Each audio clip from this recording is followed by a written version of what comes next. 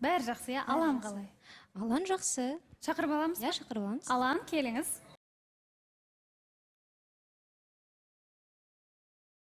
Қалыстарма қалғаныңыз қалай? Жұмаға болсын бүгінге. Айтқаныңыз келсін. Енді құрметті көрермен, аяулым мен Алан екеуі біздің Хавейл Джолион ұсынған керемет романтикалық кездесуге барып қайтқан болатын. Себебін видеосын көріп алайық, көрейік.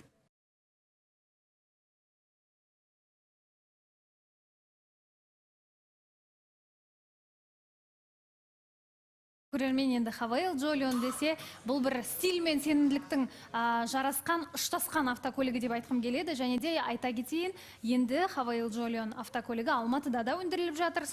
Тау жаққа серуендеп қайтқан едік. Өте сондай бір комфортный екен. Сол өзіме бір кішкене визуализация жасадым, рульда отырып алып, енді болашақта осы бір автокөлікті алып қалсам ба дегендей бір арман қойдым енді. Сол жолы көлік айдадыңыз ғой, иә? Осы Аланның көлігін. Иә, Аланның көлігін. Шатастырып тұрған жоқпын ғой? Иә. Сіз өзіңіз рульде сіз болған сияқтысыз, иә? Әлде Алан болды ма? Мен болдым. Сіз болдыңыз. Алан сізге ұнады ма? Иә, шыны керек.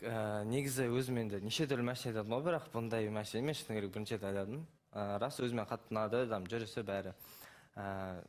Жалпы енді көрермендерге айта кетейін, көп-көп рахмет бізді қолдағандарыңызға. Уақытқа дейін бұндай кездесу ешқай жерде менде болмаған өзімде лично. И вот сол үшін көп-көп рахмет. Иә, көрермендер сіздерді қолдады және де... Сол өзімде таңғалып қалдым кішкене.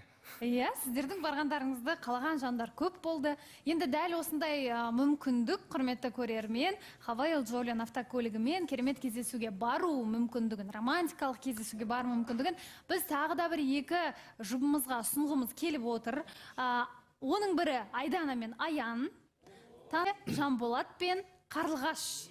Қайсысы осы бір Хавейл Джолион автокөлігімен кездесуге барады?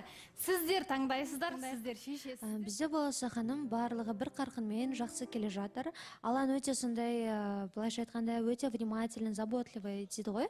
Сондай бала, әр уақыт сайын жазып, звондап, қалымды біліп тұрады, қал жағдайымды біліп тұрады деген сияқты. Енді ұл жағынан мен тек қана жақсы жақтарын байқап жатырмын. Әлі бір минус әлі тапқан жоқпын.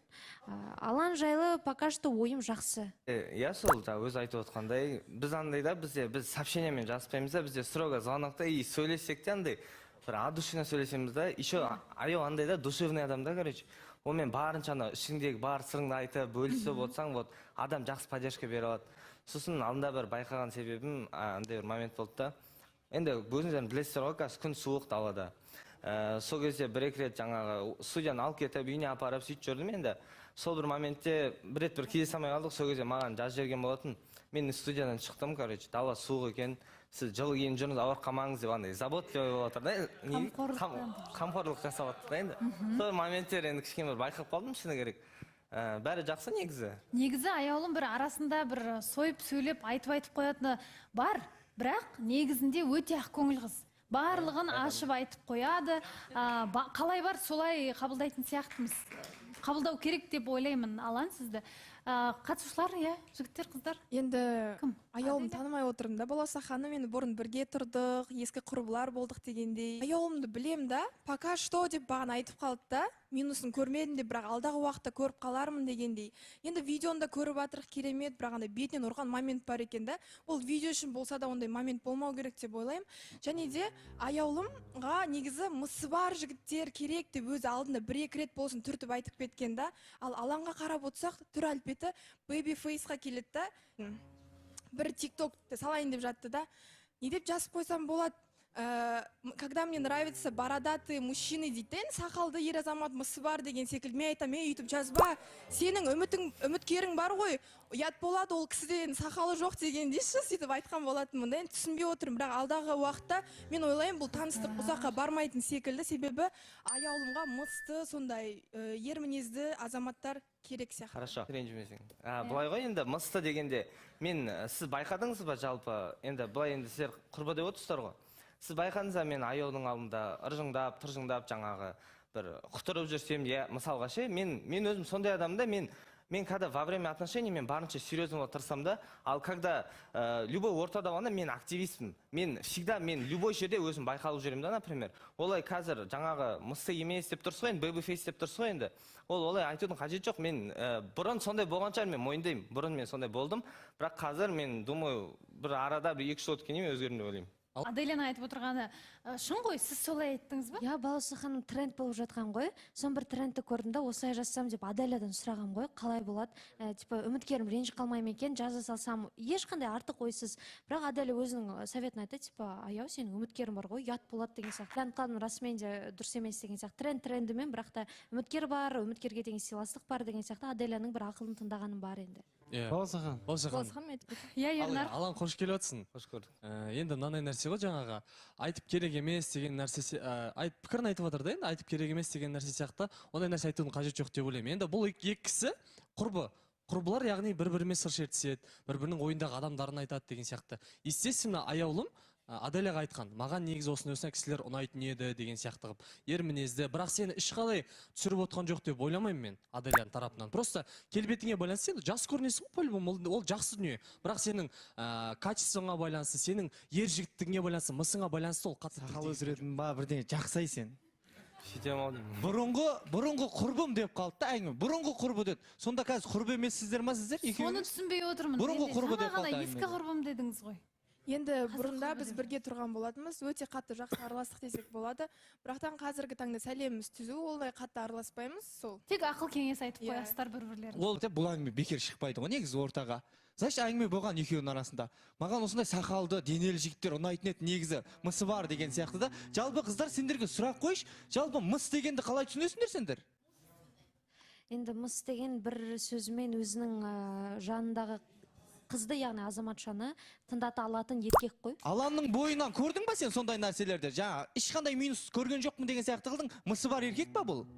Сен үшін. Енді ғана танысып келе жатырмыз, ол кісімен мысын қайдан танимын? Жоқ, енді сен айттың да, минус, пока что минус көрген жоқпын деп тұрсың да, сен әлде де минус іздеп атсың онда. Жоқ, Нұржан, ол сіз дұрыс түсінбедіңіз, қараңыз, пока что. Өйткені бізде қазір барлығы дұрыс болып жатыр. Отношения всегда ыдыс-аяқ сылдырламай тұрмайды деген бір жақсы мақал бар ғой.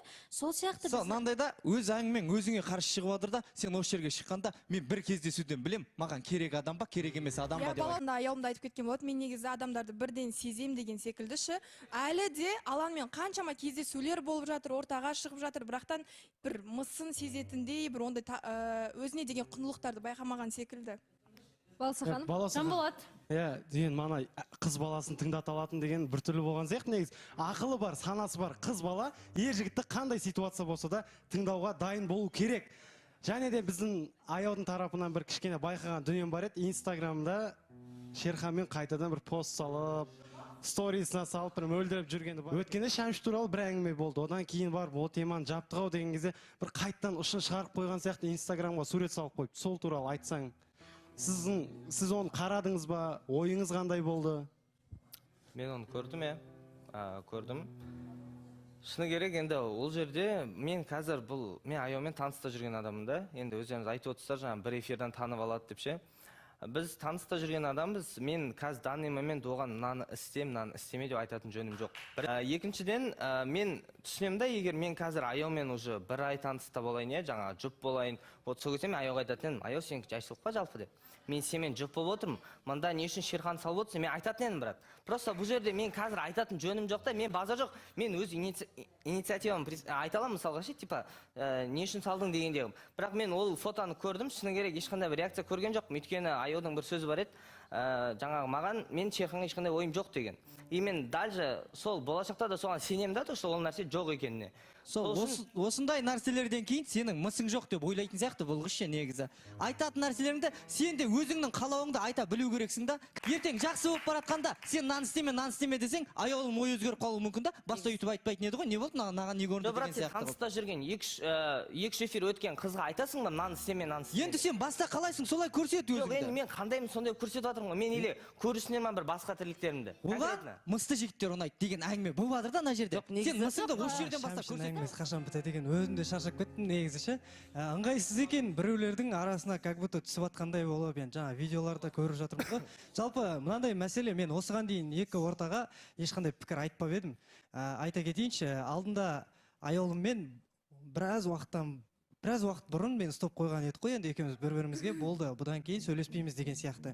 Сол себептен қайта айналдырып бір шерханды алып келе берудің қажеті жоқ. Ол фотоны аяулым салған-салмағанда білмеймін мен, даже негізі өзім бүйтіп көрген де жоқпын. Қандай оймен салды, оны енді менен емес қыздың өзінен Қазір сұраймын. сіздің мүлде хабарыңыз Хабарым жоқ. жоқ негізі, иә. Жақсы.